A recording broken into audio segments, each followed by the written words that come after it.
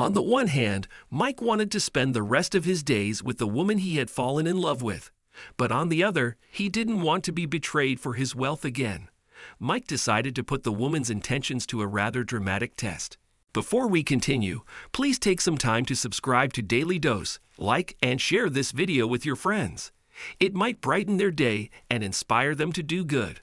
Also keep watching because an important lesson awaits at the end of the video. It was 2 a.m. and Mike lay awake in bed, thinking of the beautiful woman who was asleep in the room next to his.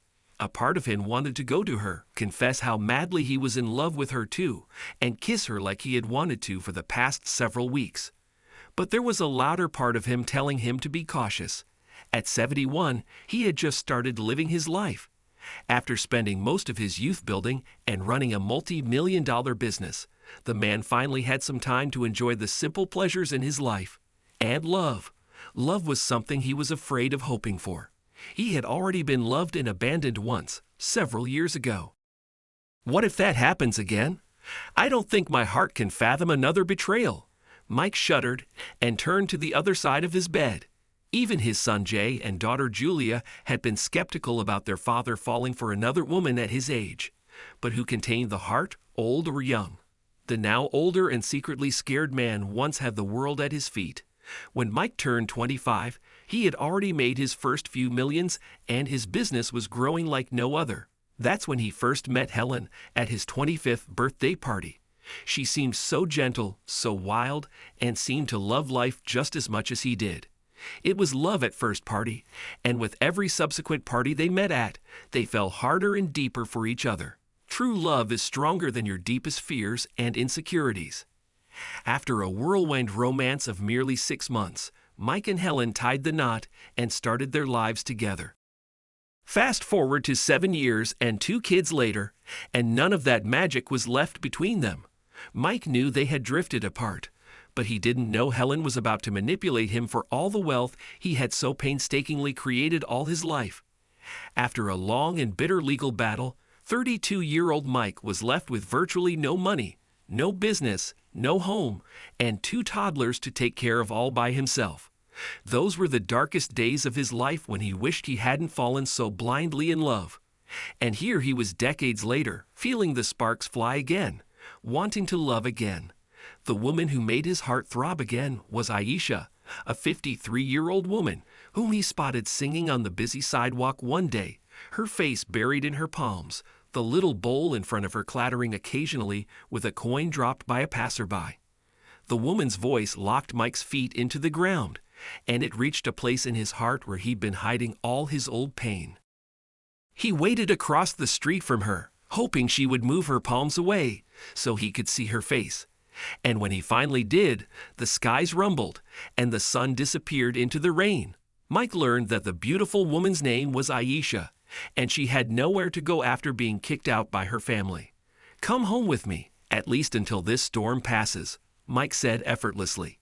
"You'll have a place to live for as long as you want." It had been 6 months since Aisha had first entered Mike's mansion, though it was hard to imagine what the house felt like before her. Aisha brought warmth into the space, she brought love and calmness, and she took care of everything in the house that needed tending to, including Mike's quiet and lonely soul. It wasn't long before the 2 older individuals coming from completely different worlds started falling in love with each other. Aisha didn't seem the money-minded type, but he couldn't help being cautious, and his now grown-up kids, Jay and Julia, wanted him to be cautious too. "I'm telling you, she's into you for the money, and that's it, just like Mom," Julia had warned Mike. "Yeah, Dad," Jay chimed in. "The woman was homeless, for goodness sake. And with you, she's gotten everything she could dream of without working one bit for it. Open your eyes, Dad." Mike didn't care for the demeaning words of his children, but he knew he wanted to be sure of Aisha's intentions too. And so one day, Mike decided to do something dramatic to test the woman who loved him. Aisha was walking to the library that morning, and as always, she crossed the spot on the sidewalk that was once her home. Every time she passed it, her heart was full of gratitude. But that day, she was surprised to find an older homeless man sitting there, shivering in the cold. The man was hiding his face under the old jacket he was wearing. just like Aisha used to. Seeing that man brought up old forgotten feelings of sorrow and helplessness in her mind, and she couldn't stop herself from approaching the man. "Hello, have you had something to eat? What can I get you?" Without lifting his head, the man said, "What do you care? You think one meal is going to get me out of this wretched life?" Aisha was a bit taken aback by the man's harsh tone, but she knew he had to be hurting to speak that way. "No, one meal won't get you out of here. But one meal will get your stomach to stop growling and your body to stop surrendering to the cold. It will get you to a night's sleep and a chance to feel some gratitude and faith in your heart that'll keep you warm." Aisha paused to sit next to the man on the sidewalk. "I've been here, right in this spot, going through what you're going through," she said, tearing up. "And there's something I want you to know. There is kindness in this world, and it will find its way to you. Until then, you've got to keep showing up, waking up, finding food, feeding yourself, and keeping your heart honest and willing," Aisha said and held the man's hands. "And if there is ever a day when you feel like giving up, come see me at that big blue house round the corner. I live there with the man I love, the man who uplifted my life. He's a kind man, a godsend, and I'm sure he'll be happy to shelter you for a night." As she uttered those words, the homeless man burst into tears. He finally lifted his head and cried, "I'm sorry, Aisha." "How does he know my name?" Aisha thought, and it took her a second to realize that the man under the garb of old clothes was Mike. "You? What is this? What's going on?" she asked him. "I'm sorry I had to test you. I had to know you were not some manipulative woman who was blinded by money. I had to know."